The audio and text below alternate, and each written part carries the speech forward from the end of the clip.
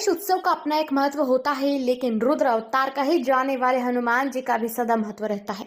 श्री गुर्जर गौड़ ब्राह्मण समाज द्वारा रामगढ़ स्थित श्री राम मंदिर पर पिछले 2 वर्षों से प्रति मंगलवार हनुमान चालीसा का पाठ किया जा रहा है।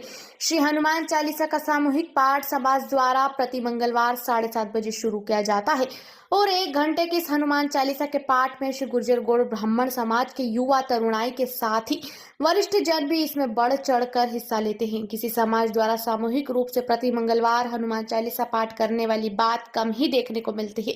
निश्चित ही यह अन्य समाज के लिए और समाज जनों के लिए प्रेरणा का विषय हो सकता है।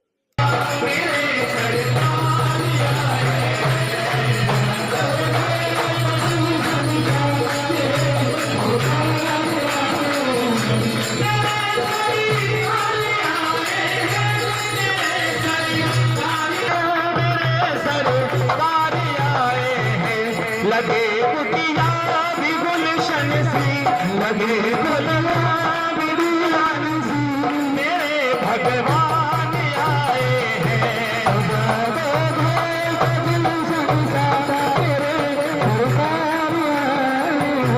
लगे कुटिया भी गुलशन सी, मेरे भगवान आए हैं।